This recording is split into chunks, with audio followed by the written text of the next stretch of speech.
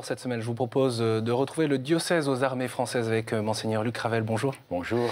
Merci beaucoup d'être sur ce plateau. En un mot, on peut le rappeler, il existe une aumônerie au sein des armées françaises, au sein des forces françaises. C'est une curiosité de la laïcité à la française.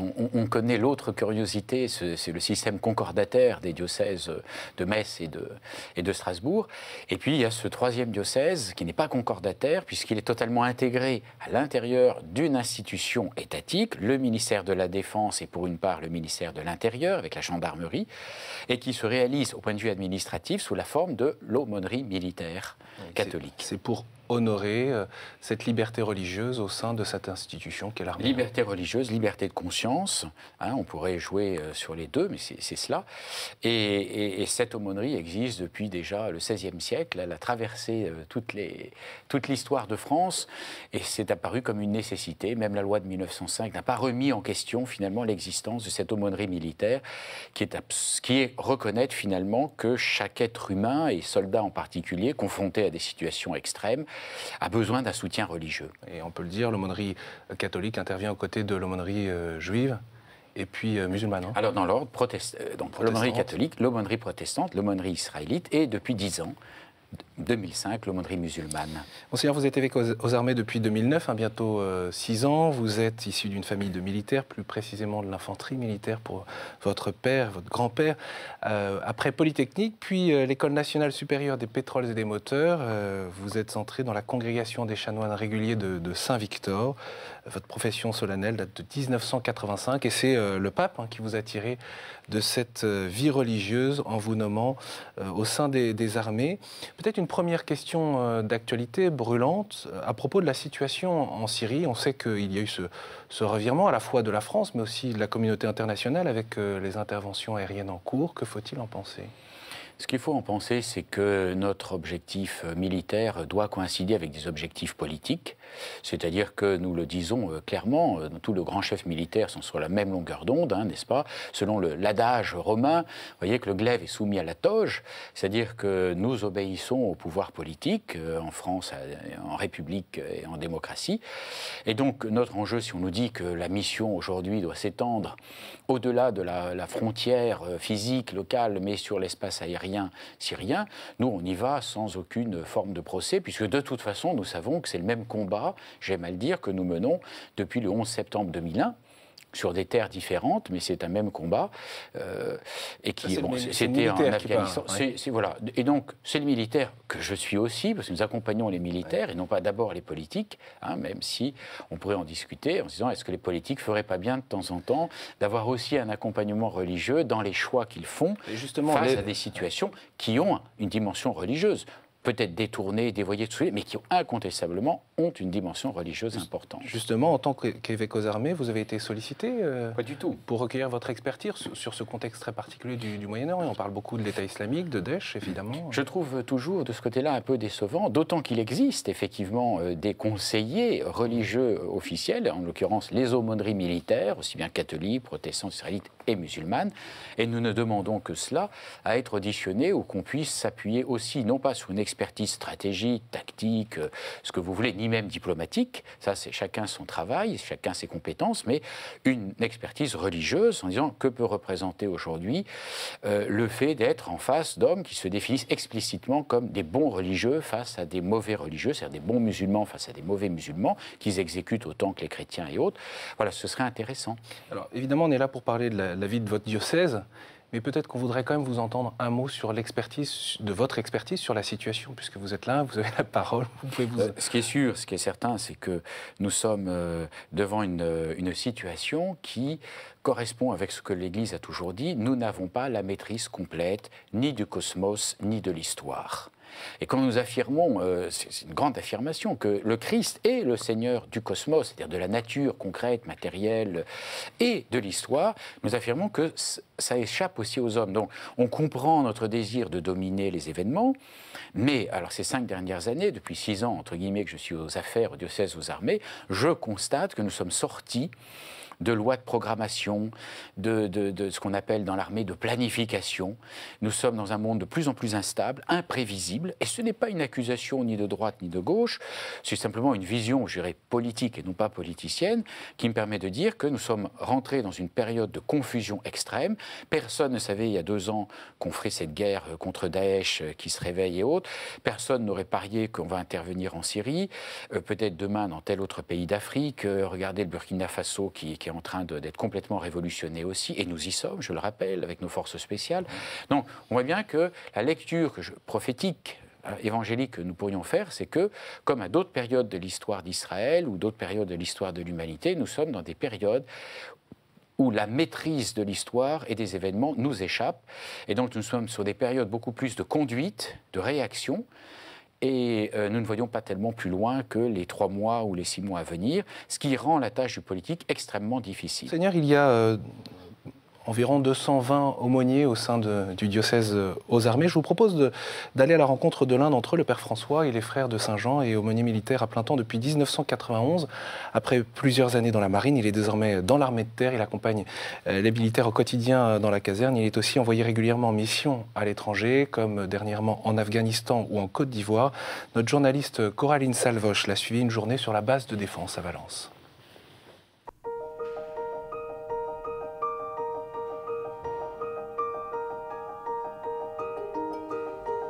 C'est un petit musée des souvenirs, 24 ans de mission au sein de l'armée dans un bureau d'aumônerie. Tout l'univers du Père François, frère de Saint-Jean et aumônier militaire depuis 1991. On a pas mal de matériel militaire qui sont entreposés, mais on a aussi du matériel religieux, comme tout ce qu'il faut pour dire la messe ou célébrer les sacrements. Souvenir nous rappelle des visages, nous rappelle des personnes, ou même des personnes comme Gaby Levrel, que j'ai accompagné malheureusement dans la mort d'Afghanistan. Le Père François a rejoint la base de défense de Valence il y a 5 ans, après plusieurs années dans la marine et auprès des marins-pompiers. Ce mercredi, il s'apprête à célébrer la messe de midi avec les militaires du quartier. Dans la chapelle, une dizaine de fidèles, lieutenants, capitaines. Ici, les grades s'effacent pour laisser place à une communion spirituelle, un temps de ressourcement nécessaire pour des hommes et des femmes confrontés à la mort. On ne reçoit pas la mort, on ne donne pas la mort sans se poser des questions existentielles fondamentales.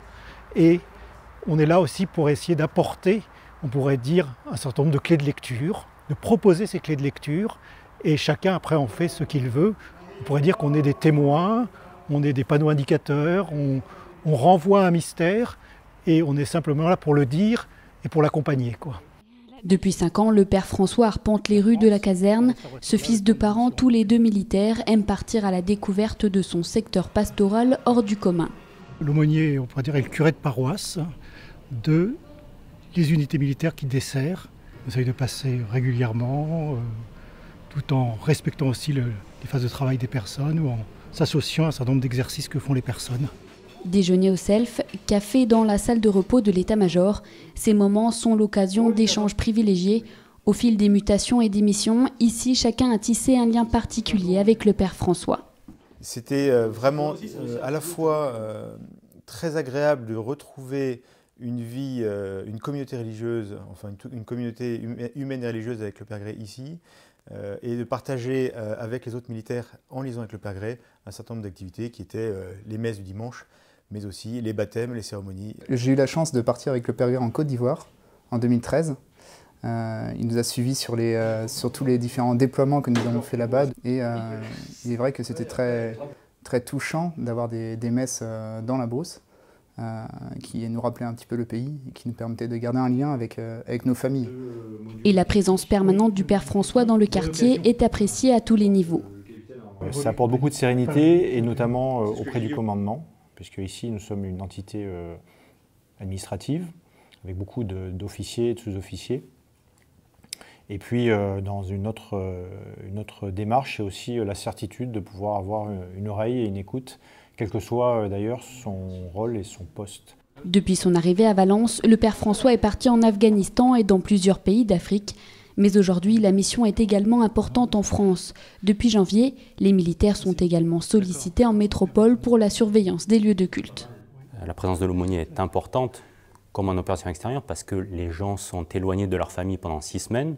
Ils ont un peu besoin de ce soutien, mais également il est utile dans le dialogue avec les autres communautés. Il a à la fois cette utilité, je dirais, de présence, mais aussi de compétences qui pourraient parfois manquer à certains chefs de détachement lorsqu'ils sont devant un lieu de culte.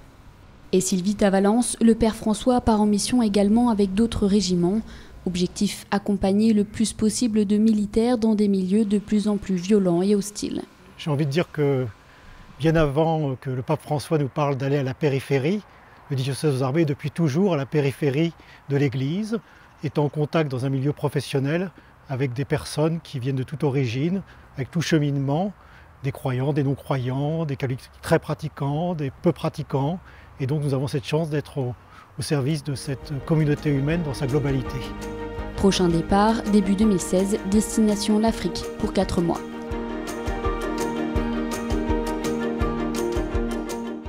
Merci aux autorités militaires de nous avoir permis de réaliser ce reportage et bien sûr merci au Père François de nous avoir accueillis à Valence.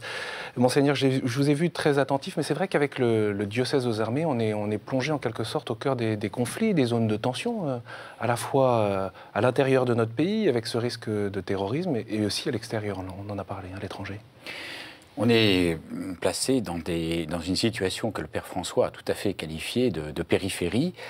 Donc nous, de ce côté-là, nous n'avons rien à inventer. Notre nouvelle évangélisation, elle est en marche depuis que l'aumônerie militaire est là, en coïncidence avec des hommes qui doivent alternativement passer de situations de tension très fortes, d'un engagement opérationnel et de feu réel, très vif, avec donc une façon de capter leur combat, de le vivre, d'en être marqué dans leur chair, mais aussi dans leur psychisme. Ça, c'est une grosse réflexion, blessure invisible. Et puis ensuite, l'ordinaire, c'est ce qu'on a vu un petit peu dans ce reportage, c'est-à-dire la vie à la caserne. Oui, ça nous a semblé important aussi de le montrer. Et c'est terriblement important, parce que l'aumônier doit lui aussi vivre les deux. Et parfois, c'est plus gratifiant, même si c'est plus fatigant, d'être en opération extérieure en Afghanistan ou sur l'opération Barkhane au Mali, que dans une caserne avec des rythmes tout à fait particuliers, des hommes qui sont quand même très pris. Nous vivons en tant que missionnaires dans un monde professionnel. C'est une des caractéristiques de ce diocèse si curieux, c'est que nous n'avons pas de territoire et nous sommes à l'intérieur d'un monde qui est d'abord un monde professionnel. C'est-à-dire que nous avons les personnes pendant qu'elles travaillent. En général, le soir, elles rentrent chez elles, nous ne les avons pas. Le week-end, nous ne les avons pas. C'est assez singulier. Alors, Monseigneur, j'imagine que tous ces aumôniers, tous ceux qui travaillent au sein du diocèse aux armées, et puis les fidèles, dont vous avez la charge, au fond, vous font remonter la manière dont ils vivent les événements. Du coup, vous, quelle synthèse et quel regard spirituel vous portez sur les conflits actuels, on l'a déjà dit en débutant cette émission, qui ont une forte dimension religieuse, quoi qu'on en dise, même si c'est une religion dévoyée ou instrumentalisée? Nous sommes face à des personnes, alors d'abord très différentes suivant leur grade, puisque le monde militaire est un monde hiérarchisé. Et donc, tout le monde est susceptible d'être effectivement au cœur du conflit, mais pas au même poste. Il y a ceux qui sont, entre guillemets, à la première ligne, pour reprendre l'image de la Première Guerre mondiale, voilà. Et puis d'autres, par nécessité de commandement, ou par technicité, etc., sont un peu en retrait. Donc il y a des façons très différentes de vivre la mission.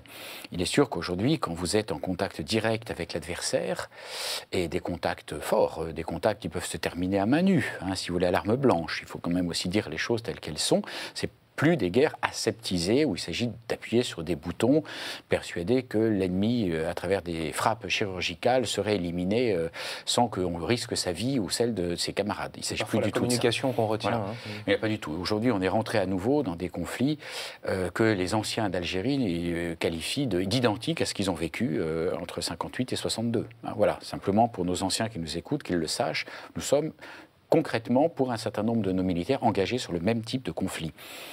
Alors ensuite, nous les vivons très différemment, suivant le recul que nous avons. C'est-à-dire que mes aumôniers observent ceci, qui est une évidence, mais il faut le dire, c'est que l'homme, le soldat en état de conflit, en opération extérieure fiévreuse, intense, comme on dit, n'est plus le même que celui qu'il voit à la caserne. Avec parfois d'ailleurs des petites déceptions, parce qu'il y a des retours à la foi, des retours à la prière, des demandes qui se font, on le devine, dans des circonstances fortes, qui s'apaisent ou disparaissent quand on revient tranquillement à la caserne. Donc nous sommes aussi dans notre mission sur cette bipolarité de vivre des moments très intenses et puis ensuite des moments un peu plus difficiles à gérer.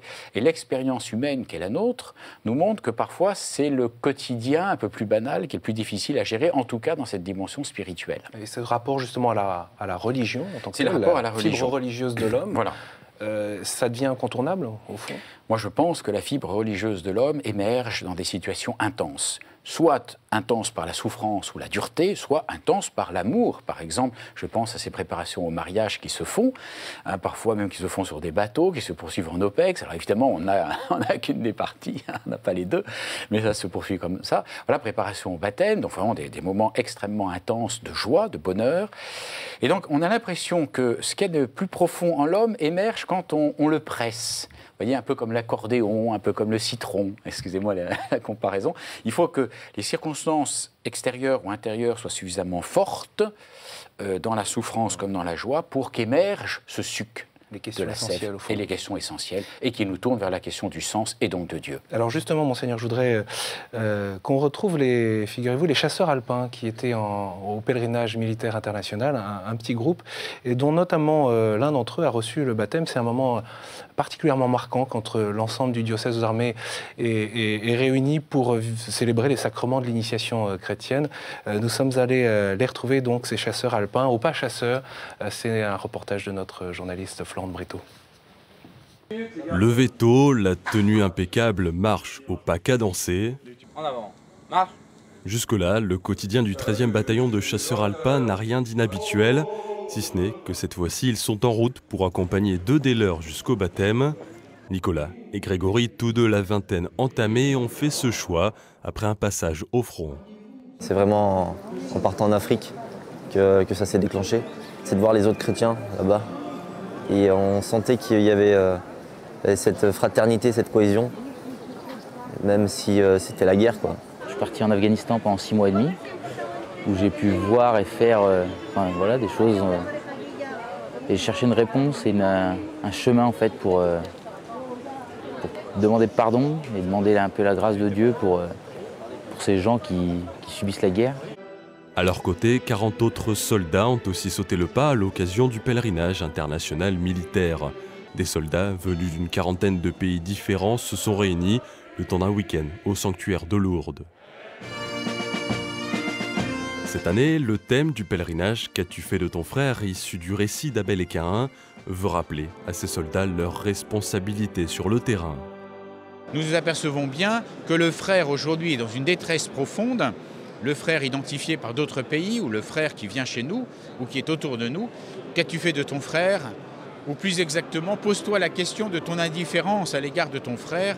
Si tu n'es pas meurtrier comme Caïn, en le tuant activement, tu es peut-être meurtrier en étant indifférent aux famines d'autres pays, à ces déséquilibres profonds qu'il y a tout autour de toi. Les clercs ont aussi appelé les militaires présents à ne pas oublier pour leur future mission qu'ils sont des frères d'armes, mais aussi et avant tout des frères d'âme. Monseigneur, quelle est la vocation au fond des chrétiens dans l'armée? De quoi ils peuvent être signes? Quel est l'enjeu pour vous? Le chrétien a plus que jamais sa place dans toutes les conditions de vie difficiles. C'est-à-dire qu'il y a quelques idées qui se répandent, comme quoi le chrétien ne devrait être justement que dans les endroits tranquilles, paisibles, les monastères, et comme si sa présence cautionne. Mais non, nous sommes présents à un monde facile, un monde difficile. Le soldat aujourd'hui français qui s'engage dans l'armée, il doit savoir, on lui apprend qu'il va rentrer dans un monde difficile.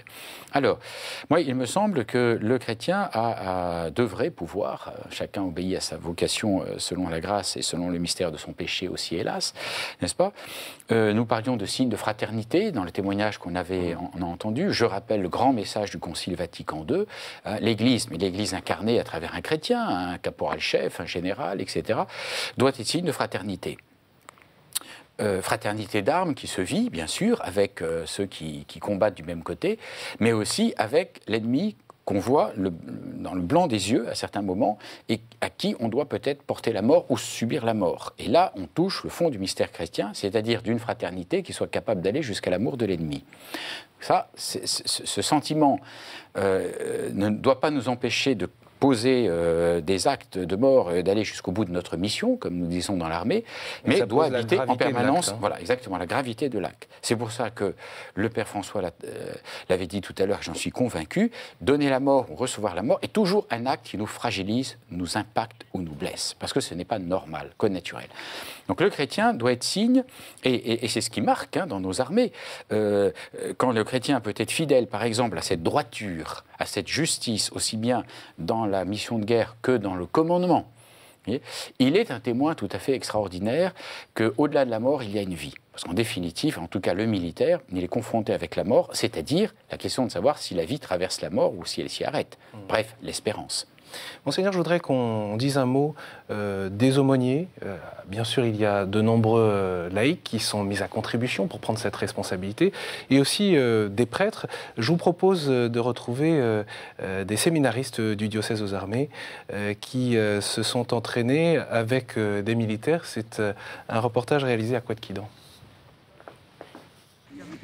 Cette semaine, les séminaristes du diocèse aux armées abandonnent la théologie, la philosophie ou le grec ancien pour s'exercer aux techniques de combat. Mon soit avec vous. Tu peux y aller, hein. J'ose pas. On ne fait pas aux autres ce que je veux pas qu'ils fassent. L'objectif, s'inculturer au monde militaire. C'est pour et surtout expérimenter ce que vivent les militaires au quotidien dans l'entraînement, comprendre leur vie, quoi. Il ne s'agit pas de combattre, hein. Ce sont les armes du combat spirituel que les aumôniers portent dans l'armée. Du zèle, la loyauté, la fermeté. Enfin, je parle de ça parce que on est sur l'exercice et la profondeur. Au programme du stage, une rencontre entre séminaristes et jeunes recrues. Ils se rendent ensemble dans un village reconstitué et rampent dans un labyrinthe de buses. Une mise en situation pour vaincre la peur, dans le noir, dans un endroit confiné où on n'a pas l'habitude de progresser et d'avancer. Moi, ça me permet de me mettre en situation avec les gars que j'accompagne, connaître leur milieu, leur mission, leur activité, pour pouvoir leur parler du bon Dieu. Grâce à cette expérience, futurs prêtres et futurs militaires nouent des liens. Ils apprennent déjà à se faire confiance. On a évoqué les défis qui se posent aux chrétiens qui sont au sein des armées, et plus largement d'ailleurs, aux armées en général. Monseigneur, quand on voit là des séminaristes, on se dit qu'il faut de fait des vocations sacerdotales pour venir en appui. Il nous faut des prêtres. Bien sûr qu'il y a des aumôniers laïcs excellents, des aumôniers diacres tout à fait remarquables aussi. Mais à un moment donné, voilà, au cœur de la mission sur un bateau, sur l'eau, sur terre ou autre, il nous faut des prêtres pour célébrer les sacrements. Oui, c'est votre prédécesseur, Monseigneur Le Gall, qui avait commencé à incardiner des prêtres au sein du diocèse aux armées. Nous sommes devenus un diocèse en 1986, nous pouvons donc incardiner et nous pouvons avoir des séminaristes qui sont destinés à travailler comme prêtres, on est bien d'accord, aumôniers militaires prêtres, mais dans un terroir un peu particulier, d'où ces exercices militaires, il faut qu'ils s'acclimatent, qu'ils comprennent. Alors, d'abord pour discerner, en effet, je ne serai pas curé de paroisse habituel au fond de ma province française ou à Paris, je serai dans un milieu très particulier, donc il faut que je le connaisse et puis que je puisse discerner, puisque je forme des prêtres, nous formons des prêtres, et puis aussi pour que, peu à peu, eux-mêmes se forgent un état d'âme pour pouvoir consonner profondément avec les hommes et les femmes avec qui ils vont avancer vers le Seigneur. Donc ça me paraît très important. J'ai une image que je donne souvent, de façon très succincte. Nous préparons des prêtres, c'est la vigne. Mais la vigne, suivant qu'elle est plantée sur la terre de Bordeaux, la terre de Côte-du-Rhône ou la terre de Syrie, ne donne pas le même vin. Et ils vont être plantés comme prêtres dans une terre particulière. Et pour permettre justement à la vigne de se déployer, vous inaugurez la Maison Saint-Louis, dans la continuité justement de ce travail autour des aumôniers, des vocations sacerdotales. Il y a une maison pour le diocèse aux armées qui a été créée. Voilà, il faut préparer l'avenir et donc on a complètement repris une maison, c'est devenu la Maison Saint-Louis, patron du diocèse, patron de la cathédrale, dans laquelle nous vivons, dans laquelle nous voulons accueillir et dans laquelle se préparent les séminaristes. Et d'une certaine façon, c'est remettre aussi sous la prunelle, sous le regard, sous la bienveillance de l'évêque, au cœur du diocèse, puisque ce sera désormais le cœur du diocèse, la vie de notre séminaire, de nos séminaristes, et puis cette vie de charité et cette vie de prière prière, qui me paraît de plus en plus être l'axe principal de tous nos aumôniers et de tous nos diocèses. Oui, c'est une étape importante en fait dans l'histoire du diocèse. Donc pour nous, c'est une étape très importante. C'est pas un bâtiment, voilà, c'est pas Versailles, j'aime bien le dire, mais c'est important au plan spirituel parce que de toute façon, nous sommes dispersés dans le monde entier. Nous avions besoin d'un axe principal, d'un point de chute.